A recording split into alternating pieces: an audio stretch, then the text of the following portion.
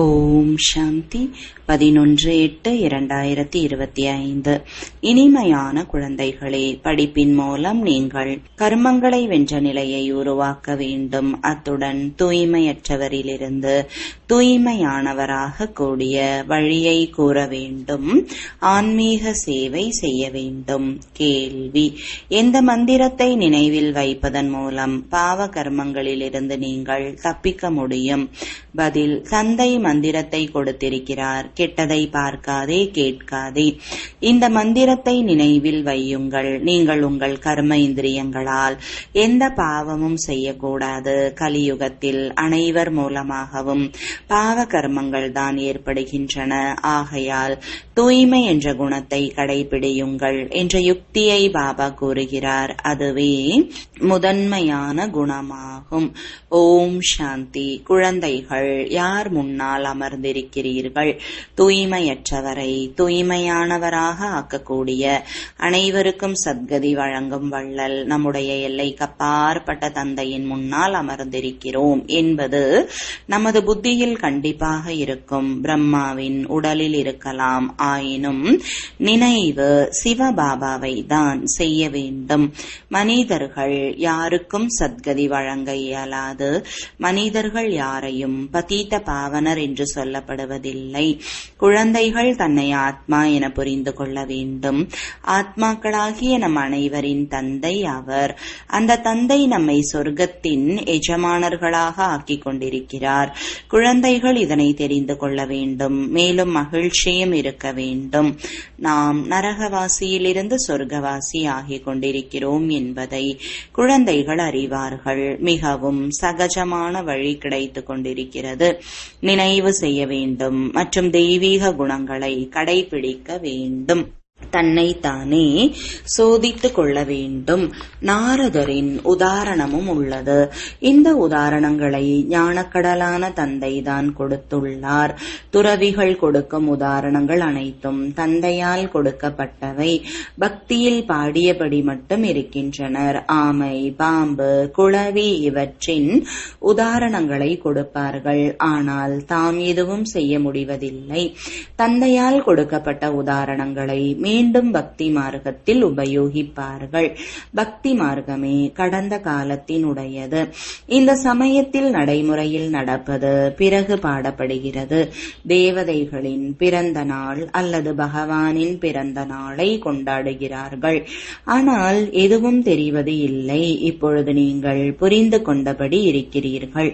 தந்தையிடம் வழி கேட்டு தூய்மையற்ற நிலையிலிருந்து தூய்மையானவராக ஆகிறீர்கள். மேலும் தூய்மையற்றவர்கள் தூய்மையானவர்களாக ஆக வழியும் காட்டுகிறீர்கள். இது உங்களுடைய முக்கியமான ஆன்மீக சேவை. முதலில் யாராக இருந்தாலும் ஆத்ம ஞானத்தை கொடுக்க வேண்டும். நீங்கள் ஆத்மாக்கள். ஆத்மாவை பற்றி யாருக்கும் தெரியாது. ஆத்மா அழிவற்றது.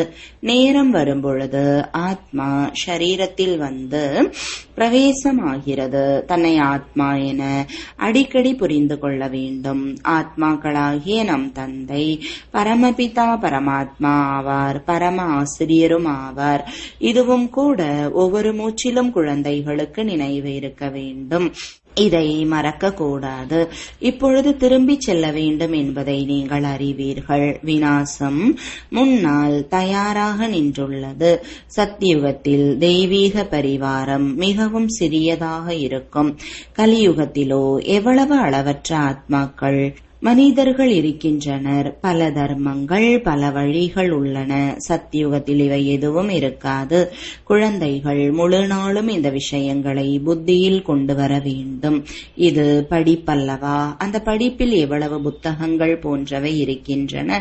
ஒவ்வொரு வகுப்பிலும் புதிதாக புத்தகங்கள் வாங்க வேண்டியுள்ளது. இங்கே புத்தகம் அல்லது சாஸ்திரங்கள் முதலான எந்த விஷயமும் கிடையாது. இங்கே ஒரே விஷயம், ஒரே படிப்புதான் உள்ளது. இங்கே பிரிட்டிஷ் ராஜ்யம் இருந்த பொழுது, ராஜாக்களின் ராஜ்யம் இருந்த பொழுது தபால் தலைகளில் கூட ராஜா ராணியின் படங்களை தவிர வேறு எதுவும் போடுவது இல்லை. இன்றைய நாட்களில் பாருங்கள், இங்கே இருந்து சென்ற பக்தர்கள் முதலானவர்களின் தபால் தலைகளை கூட உருவாக்கியபடி இருக்கின்றனர். இந்த லட்சுமி நாராயணரின் ராஜ்யம் ஏற்படும் போது படமும் கூட ஒரு மகாராஜா மகாராணியினுடையது மட்டும்தான் இருக்கும். கடந்த காலத்தில் இருந்து சென்ற தேவதைகளின் படங்கள் மறைந்து விட்டன என்பது கிடையாது. பழமையிலும் பழமையான தேவதைகளின் படங்களை இதயபூர்வமாக வைத்துக் கொள்கிறார்கள். ஏனென்றால் சிவபாபாவிற்கு பிறகு அடுத்ததாக இருப்பவர்கள் தேவதைகள். இந்த அனைத்து விஷயங்களையும் குழந்தைகளாகிய நீங்கள் பிறருக்கு வழிகாட்டுவதற்காக தாரணை செய்து கொண்டிருக்கிறீர்கள். இது முற்றிலும் புதிய படிப்பாகும். நீங்கள்தான் இதை கேட்டீர்கள் மற்றும் பதவியை அடைந்தீர்கள். வேறு யாருக்கும் தெரியாது. உங்களுக்கு பரமபிதா பரமாத்மா ராஜயோகத்தை கற்றுக் கொடுத்து கொண்டிருக்கிறார். மகாபாரத சண்டை கூட புகழ் வாய்ந்ததாகும். என்ன நடக்கும் என்பதை போக போக பார்க்க போகிறீர்கள். சிலர் ஒன்றை கூறுகிறார்கள், வேறு சிலர் வேறொன்றை சொல்கிறார்கள். நாளுக்கு நாள் மனிதர்களுக்கு புரிய துவங்கும். உலகப்போர் மூளப் போகிறது என கூறுகிறார்கள். அதற்கு முன்பாக குழந்தைகளாகிய நீங்கள் உங்கள் படிப்பின் மூலம் முழுமை நிலையை அடைந்து விட வேண்டும். மற்றபடி அசுரர்களுக்கும் தேவதைகளுக்கும் சண்டை எதுவும் நடப்பதில்லை. இந்த சமயத்தில் நீங்கள் பிராமண சம்பிரதாயத்தவராக இருக்கிறீர்கள். பிறகு சென்று தெய்வீக சம்பிரதாயமாக ஆகிறீர்கள். ஆகையால் இந்த பிறவியில் தெய்வீக குணங்களை தாரணை செய்து கொண்டிருக்கிறீர்கள். முதன்மையான தெய்வீக குணம் தூய்மையாகும். நீங்கள் இந்த சரீரத்தின் மூலம் எவ்வளவு பாவங்கள் செய்தபடி வந்தீர்கள். பாவ ஆத்மா என ஆத்மாவை பற்றிதான் சொல்லப்படுகிறது. ஆத்மா இந்த கர்ம இந்திரியங்களின் மூலம் எவ்வளவு பாவங்கள் செய்தபடி இருக்கிறது. இப்பொழுது கெட்டதை கேட்காதே என்று யாருக்கு சொல்லப்படுகிறது? ஆத்மாவிற்கு. ஆத்மாதான் காதுகளால் கேட்கிறது.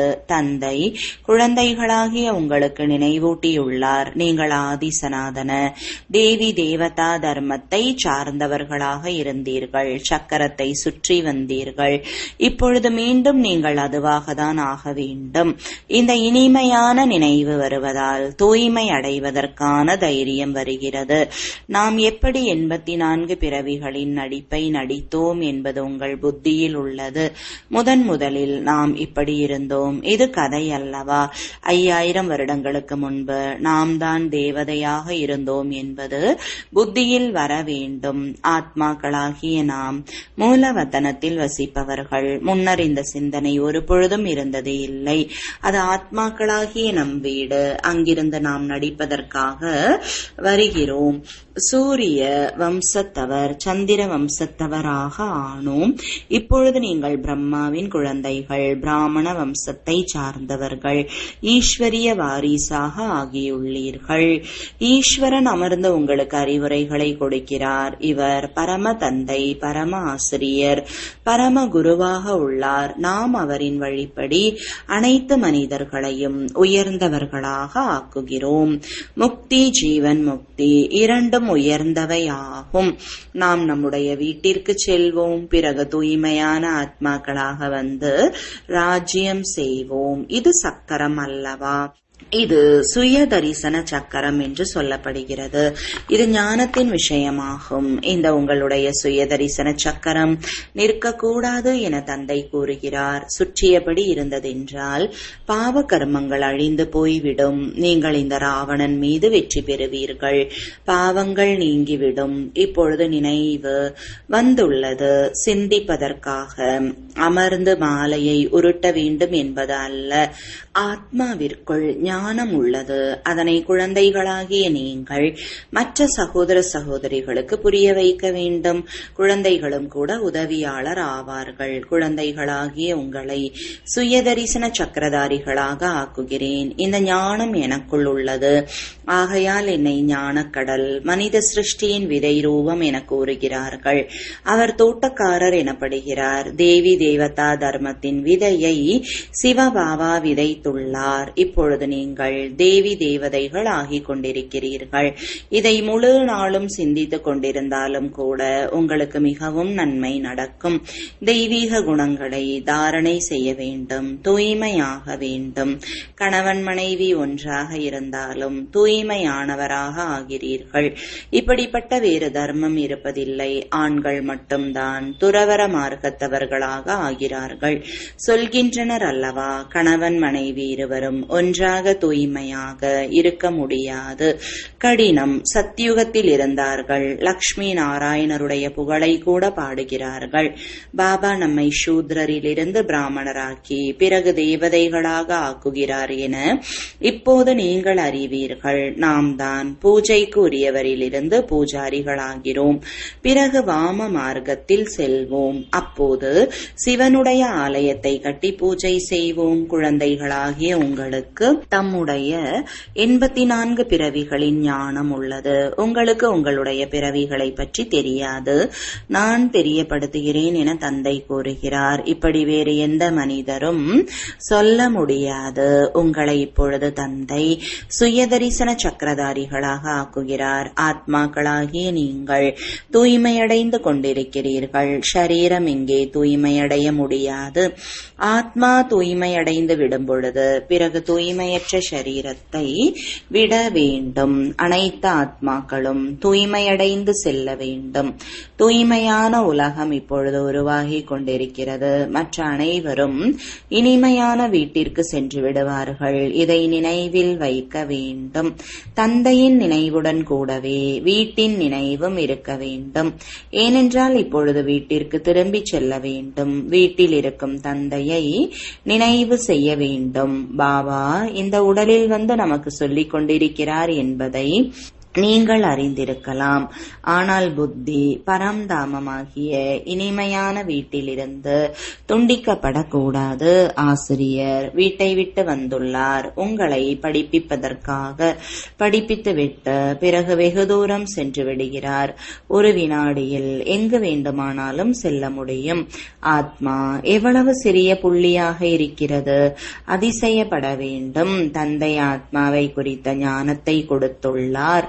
சொர்க்கத்தில் கை கால்களை அல்லது ஆடைகளை அழுக்காக்கக்கூடிய எந்த அழுக்கான பொருளும் இருக்காது. தேவதைகளின் அணிகலன்கள் மிக அழகாக இருக்கும். முதல் தரமான உடைகள் இருக்கும். துவைக்க வேண்டிய அவசியமில்லை. இவர்களை பார்த்து எவ்வளவு மகிழ்ச்சி அடைய வேண்டும். எதிர்காலத்தில் 21 பிறவிகளுக்கு நாம் இப்படி ஆவோம் என ஆத்மாவிற்கு தெரியும். பார்த்து கொண்டு இருந்தாலே போதும். இந்த படங்கள் அனைவரிடமும் இருக்க வேண்டும். இதில் மிகவும் மகிழ்ச்சி இருக்க வேண்டும். பாபா நம்மை இப்படி ஆக்குகிறார். இப்படிப்பட்ட பாபாவிற்கு நாம் குழந்தைகளாக இருக்கிறோம். பிறகு ஏன் அழுகின்றீர்கள்? நமக்கு எந்த கவலையும் இருக்கக்கூடாது. தேவதைகளின் ஆலயங்களில் சென்று புகழ் பாடுகிறார்கள். அனைத்து குணங்களும் நிரம்பியவர். அச்சுதம் கேசவம் எவ்வளவு பெயர்களை சொல்லியபடி செல்கின்றனர்.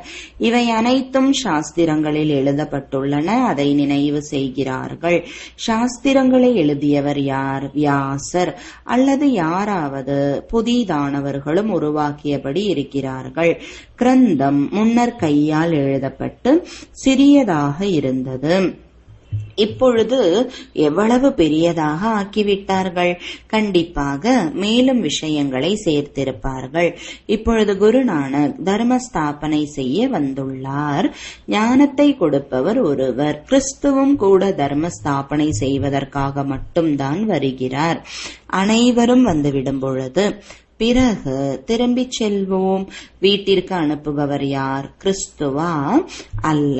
அவரோ வேறு ஏதோ பெயருருவத்தில் தமோ பிரதான நிலையில் இருக்கிறார். சதோ ரஜோ தமோவில் வருகின்றனர் அல்லவா? இந்த சமயத்தில் அனைவருமே தமோ பிரதானமாக இருக்கின்றனர். அனைவருடையதும் மிகவும் சேதமடைந்த நிலை. மறுபிறவிகள் எடுத்து எடுத்து அனைத்து தர்மத்தவர்களும் வந்து தமோ பிரதானமாக ஆகிவிட்டனர். இப்பொழுது அனைவரும் கண்டிப்பாக திரும்பிச் செல்ல வேண்டும். மீண்டும் சக்கரம் சுற்ற வேண்டும். முதலில் சத்தியுகத்தில் இருந்த புதிய தர்மம் தேவை. தந்தைதான் வந்து ஆதி சனாதன தேவி தேவதா தர்மத்தை உருவாக்குகிறார். பிறகு விநாசமும் ஆக வேண்டும். ஸ்தாபனை, விநாசம், பிறகு பாலனை. சத்தியுகத்தில் ஒரே தர்மம் தான் இருக்கும். இந்த நினைவு வருகிறதல்லவா? முழு சக்கரத்தையும் நினைவில் கொண்டு வர வேண்டும். இப்போது நாம் 84 பிறவிகளின் சக்கரத்தை சுற்றி முடித்து வீட்டிற்கு திரும்பிச் செல்ல போகிறோம். நீங்கள் பேசக்கூடிய, நடக்கக்கூடிய சுயதரிசன சக்கரதாரிகள் ஆவீர்கள். அவர்கள் பிறகு கிருஷ்ணருக்கு சுயதரிசன சக்கரம் இருந்தது, அதன் மூலம் அனைவரையும் அழித்தார் என்று சொல்கின்றனர். அகாசுரன், பகாசுரனின் படங்களை காட்டியுள்ளனர். ஆனால் இப்படிப்பட்ட விஷயம் எதுவும் கிடையாது. குழந்தைகளாகிய நீங்கள் இப்பொழுது சுயதரிசன சக்கரத்தை சுற்றுபவராக இருக்க வேண்டும். ஏனென்றால் சுயதரிசன சக்கரத்தின் மூலம் உங்களுடைய பாவங்கள் நீங்குகின்றன. அசுரத்தன்மை முடிந்து போய்விடுகிறது. தேவதைகள் மற்றும் அசுரர்களின் சண்டை ஏற்பட முடியாது. அசுரர்கள் கலியுகத்திலும் தேவதைகள் சத்தியுகத்திலும் இருப்பவர்கள். இடையில் சங்கமயுகம் இருக்கிறது. சாஸ்திரங்கள் பக்தி மார்க்கத்தினுடையது ஆகும். ஞானத்தின் பெயர் அடையாளம் இல்லை. ஞானக்கடல் அனைவருக்காகவும் ஒரே ஒரு தந்தைதான் ஆவார். தந்தையின்றி எந்த ஆத்மாவும் தூய்மையடைந்து திரும்பிச் செல்ல முடியாது. நடிப்பை கண்டிப்பாக நடிக்க வேண்டும் எனும்போது இப்போது தன்னுடைய 84 பிறவிகளின் சக்கரத்தை நினைவு செய்ய வேண்டும். நாம் இப்பொழுது சத்தியுகத்தின் புதிய பிறவியில் செல்கிறோம். இப்படிப்பட்ட பிறவி பிறகு எப்பொழுதும் கிடைப்பதில்லை. சிவபாபா, பிறகு பிரம்மா பாபா, லௌகீக, பரலௌகீக மற்றும் இவர் அலௌகீக தந்தை பிரம்மா. இந்த சமயத்தின் விஷயம், இவர் அலௌகீகமானவர் என சொல்லப்படுகிறார். குழந்தைகளாகிய நீங்கள் அந்த சிவபாபாவை நினைவு செய்கிறீர்கள். பிரம்மாவை அல்ல. பிரம்மாவின் ஆலயத்தில் சென்று பூஜைகள் செய்யலாம். அதுவும் சூக்ஷ்ம வதனத்தில் முழுமையான அவ்யக்த மூர்த்தியாக இருக்கும் பொழுது பூஜை செய்கிறார்கள். இந்த ஷரீரதாரி பூஜைக்கு உகந்தவர் அல்ல. இவர் மனிதர் அல்லவா? மனிதர்களுக்கு பூஜை நடப்பது இல்லை. பிரம்மாவிற்கு தாடியை காட்டுகின்றனர் எனும்போது அவர் இந்த இடத்தை சார்ந்தவர் என தெரிகிறது. தேவதைகளுக்கு தாடி இருப்பது இல்லை. இந்த அனைத்து விஷயங்களும் குழந்தைகளுக்கு புரிய வைக்கப்பட்டுள்ளது. உங்களுடைய பெயர் புகழ் வாய்ந்தது. ஆகையால் உங்களுடைய ஆலயம் கூட கட்டப்பட்டுள்ளது. சோமநாதர் ஆலயம் எவ்வளவு உயர்ந்ததிலும் உயர்ந்ததாக உள்ளது. சோமரசத்தை குடிக்க வைத்தார். பிறகு என்ன ஆயிற்று? பிறகு இங்கும் கூட தில்வாடா ஆலயத்தை பாருங்கள். ஆலயம் மிகச் சரியான நினைவு சின்னமாக உருவாகியுள்ளது. கீழே நீங்கள் தவம் செய்து கொண்டிருக்கிறீர்கள். மேலே சொர்க்கம் உள்ளது. சொர்க்கம் எங்கோ மேலே இருப்பதாக மனிதர்கள் நினைக்கிறார்கள்.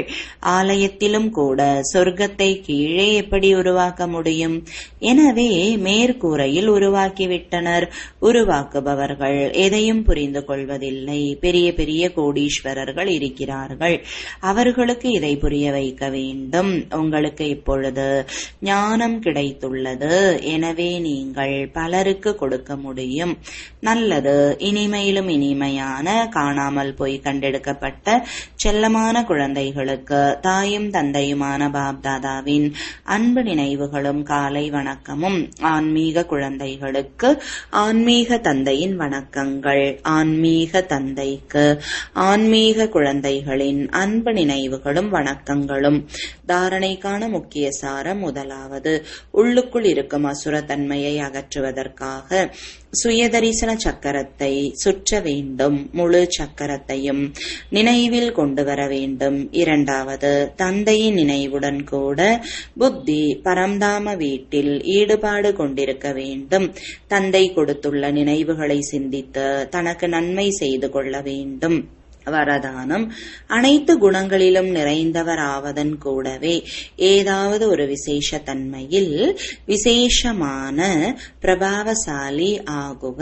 விளக்கம்: எப்படி மருத்துவர்கள் பொதுவான வியாதிகளின் அறிவு திறனை வைத்திருக்கத்தான் செய்கிறார்கள், ஆனால் கூடவே ஏதாவது ஒரு மருத்துவ பிரிவில் விசேஷமான திறன் பெற்ற பிரபலமானவர் ஆகிறார்கள். அதேபோல குழந்தைகள், நீங்கள் அனைத்து குணங்களிலும் நிறைந்தவராக மாறதான் வேண்டும் என்றாலும் ஒரு விசேஷ தன்மையை விசேஷமான ரூபத்தில் அனுபவத்தில் கொண்டு வந்து கொண்டே சேவையில் ஈடுபடுத்திக் கொண்டே முன்னேறி செல்லுங்கள். எப்படி சரஸ்வதியை கல்வியின் தேவி என்று கூறிக்கொண்டும் லக்ஷ்மியை செல்வத்தின் தேவி என்று கூறிக்கொண்டும் பூஜிக்கிறார்கள், அதே போல தனக்குள் அனைத்து குணங்கள் அனைத்து சக்திகள் இருந்தாலும் ஒரு விசேஷ தன்மையில் விசேஷமான ஆராய்ச்சி செய்து சுயம் தன்னை பிரபாவசாலி ஆக்குங்கள். ஸ்லோகன்: விகாரங்கள் எனும் பாம்புகளை எளிதான நினைவின் படுக்கையாக மாற்றிவிடுங்கள். பிறகு எப்பொழுதும் கவலையற்றவராக இருப்பீர்கள். அவ்யக்த குறிப்பு: சகஜயோகி ஆக வேண்டுமென்றால் பரமாத்ம அன்பை அனுபவம் செய்யுங்கள். எப்பொழுது மனம் தந்தையினுடையதாகி விட்டதோ அப்பொழுது பிறகு மனதை எப்படி ஈடுபடுத்துவது, எப்படி அன்பு செலுத்துவது என்கிற கேள்வியே எழ முடியாது. ஏனென்றால் எப்பொழுதும் அன்பில் இணைந்து இருக்கிறீர்கள். அன்பு சொரூபம், மாஸ்டர் அன்பின் கடலாகிவிட்டீர்கள். அப்பொழுது அன்பு செலுத்த வேண்டியது இல்லை, அன்பின் சொரூபம் ஆகிவிட்டீர்கள். எவ்வளவுக்கு எவ்வளவு ஞான சூரியனின் கதிர்கள் மற்றும் ஒளி அதிகரிக்கிறதோ அவ்வளவு அதிகமான அன்பின் அலைகள் பாய்ந்தெழும். ஓம் சாந்தி.